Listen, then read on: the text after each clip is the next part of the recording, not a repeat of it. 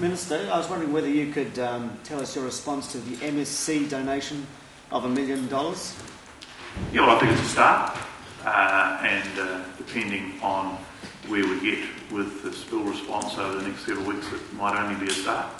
But it is a start, and it's good to see them stepping up to the extent that they have so far. But I wouldn't necessarily accept that that's where it ends.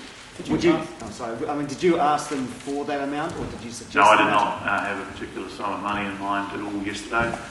My view was that they, notwithstanding their position on legal liability, which I understand, although I don't have a view on, that it was important that they involve themselves in, as I said, took on some form of moral obligation to assist.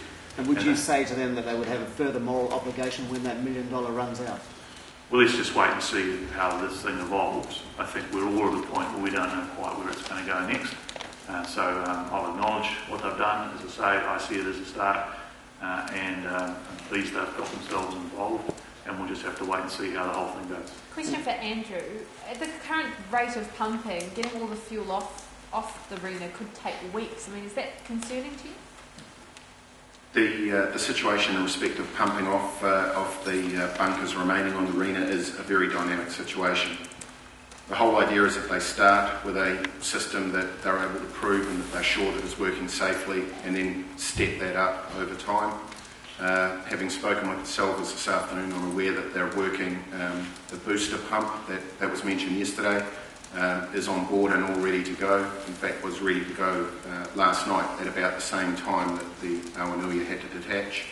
And they're also looking at other ways of reducing the friction of the oil inside the large black hose, which I showed before. So they're working on a number of solutions to increase that pump rate. As to how long that total time could be, that really is an unknown at the moment, because the situation is so dynamic. Once we know what their pump rates are, once we have a better picture of it, we'll let you know. Andrew, the Minister just said that we're hanging in the balance at the moment with the way the weather is. Are you confident that should the Rena break up, you are in a position to be able to try and tow it to that safer, shallow water you were talking about earlier today? That's a hugely open-ended question, if you will.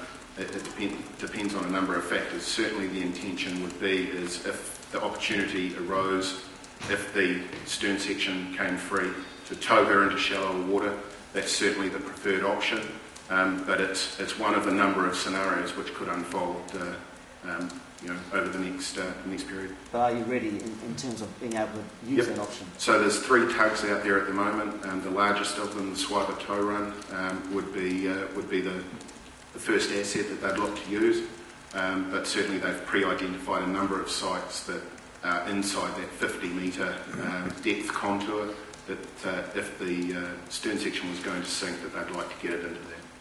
Andrew, when you've got things like booster pumps and you're also looking at steam units, and you started with just the Archimedes pump, I understand what you're saying about wanting to prove each stage, but surely when you've got a disaster of this scale, you don't know what the weather's going to do, and it's going to take days, if not weeks, to pump the oil. Why didn't you just do it all at the same time like they do elsewhere in the world when they've got a big disaster? The Salvers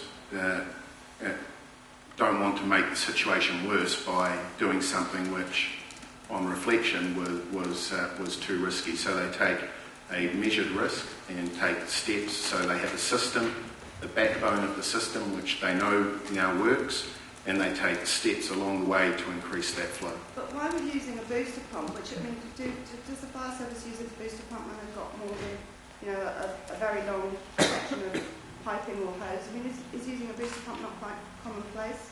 I can't comment on what the fire service would do, but the advice I have from the Salvers is that the booster pump is the next step, and then looking to reduce the friction in the hose the next step as well. Are we using the very latest equipment that we could be?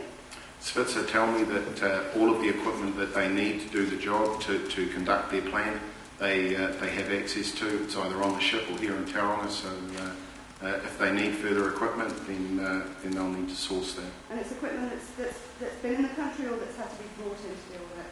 Some of the equipment would already be here. Other equipment would have come in with them when they first arrived. I understand the majority of the oil that's on the ship right now is in the sealed tanks. Is that correct? So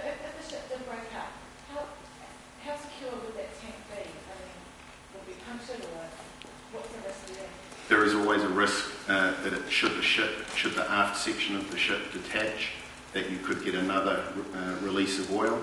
But because how that stern section of the ship would behave should the worst happen and that becomes attached, we just don't know. So they've taken all the precautions they can in that respect. So before they got off today, they sealed the manhole cover on 5 Port, which was where they were pumping from.